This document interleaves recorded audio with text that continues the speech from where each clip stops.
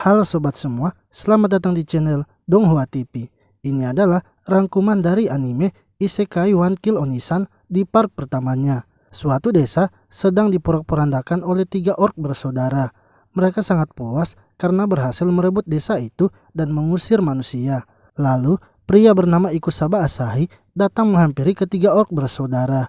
Ia meminta agar para orc itu pergi dari desa karena jika tidak, maka ia akan menghabisi mereka. Para orc bersaudara menganggap Asahi hanyalah seorang bocil. Salah satu orc kemudian mencoba menyerang Asahi.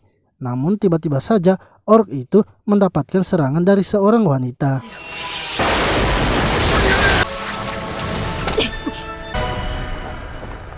Cerita pun flashback saat Asahi masih di dunianya.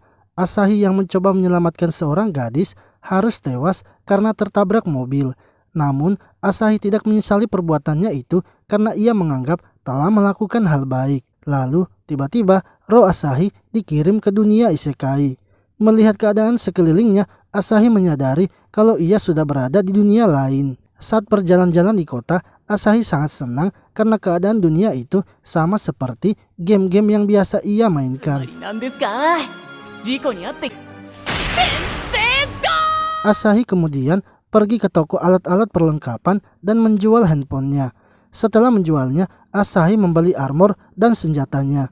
Asahi membeli armor kulit dan pedang sederhana agar pergerakannya lebih lincah. Setelah perlengkapannya sudah siap, Asahi pun bergegas pergi ke Serikat Petualang untuk mendaftarkan dirinya. Asahi langsung menanyakan misi apa yang akan ia ambil.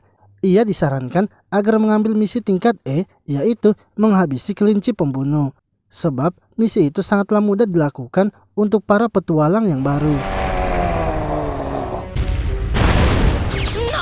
Namun, ketika Asahi pergi menjalankan misinya itu, ia malah bertemu dengan Viper. Karena tak bisa melawannya, Asahi berusaha melarikan diri. Akan tetapi, monster itu terus saja menyerangnya.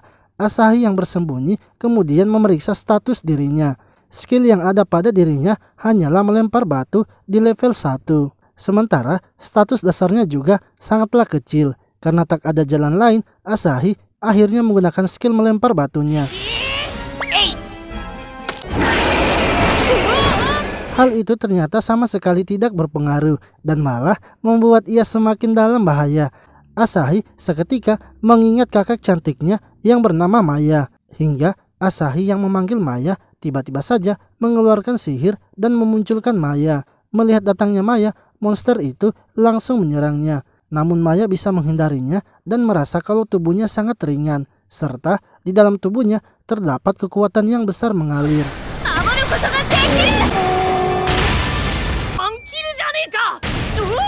Dengan sekali pukulan saja, Maya dapat mengalahkan monster itu. Asahi berpikir bahwa Maya itu hanyalah imajinasinya saja. Akan tetapi, setelah melihat sifatnya, Asahi pun yakin kalau Maya bukanlah imajinasinya.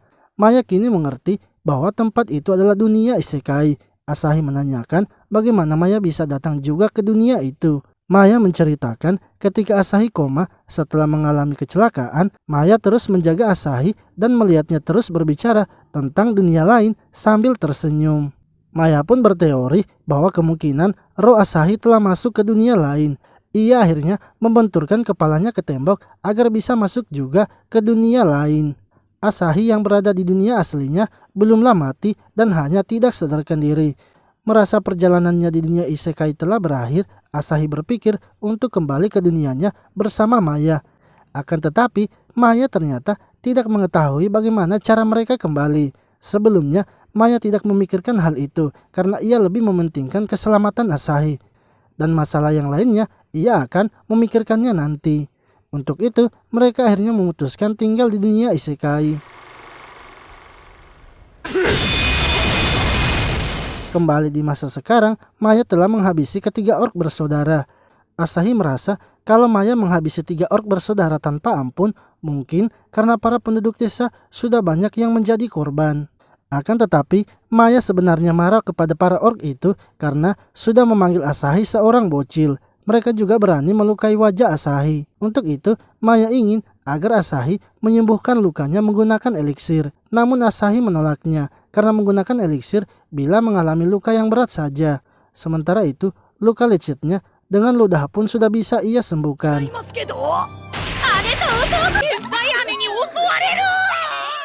Para penduduk desa kemudian datang menghampiri mereka. Seorang bocil mengatakan bahwa ia telah melihat kalau Asahi berhasil mengalahkan para orc itu, sehingga Asahi kini dianggap sebagai pahlawan desa. Setelah kejadian itu, Asahi kini naik peringkat ke petualangan peringkat ogre. Ia diberitahu sebelumnya belum pernah ada yang kenaikan peringkatnya itu cepat seperti Asahi. Ia lalu diberikan sebuah lencana peringkat ogre. Lencana tersebut adalah alat pengenal yang diterbitkan oleh ibu kota kerajaan. Asahi tak boleh menjualnya ataupun memberikannya kepada orang lain. Ia juga tak boleh berbohong tentang kekuatannya. Berpura-pura kuat padahal hanyalah lemah, jika ketahuan maka orang seperti itu akan dihabisi.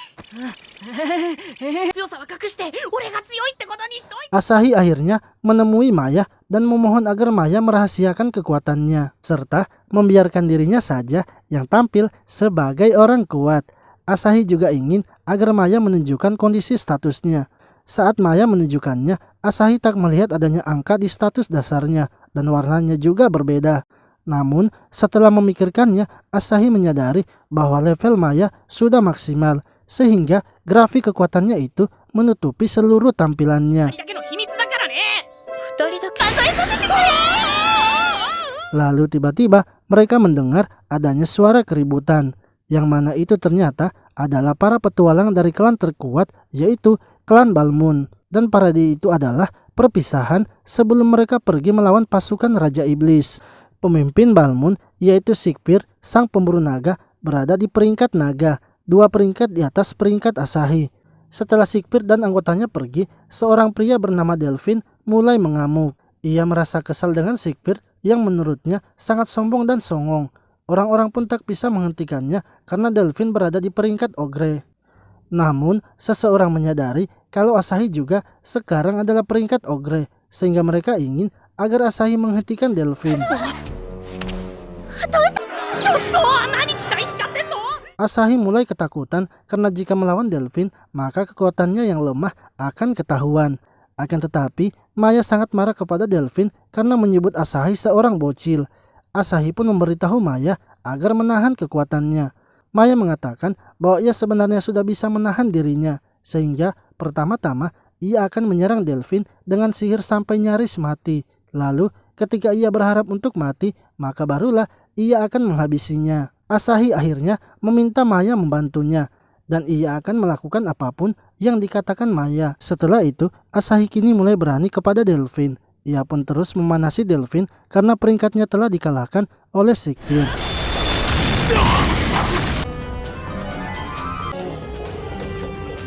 Asahi berhasil membuat Delphine ketakutan dan melarikan diri. Orang-orang pun kini sangat senang dan mulai memberikan sorakan kepada Asahi. Asahi senang karena kekuatannya yang lemah tidak ketahuan, dan ia juga kini berhasil mengusir Delphine tanpa harus melukainya. Maya kemudian meminta janji yang sudah diucapkan oleh Asahi, yang mana Maya bebas meminta apapun kepada Asahi. Sementara itu, di tempat lain, seorang wanita telah mengalahkan beberapa Wyver. Ia merasa bosan karena lawan-lawan yang ia hadapi sangatlah lemah. Namun, beberapa hari sebelumnya, ia merasakan adanya aura yang kuat. Ia sangat ingin menemui orang itu dan bertarung melawannya.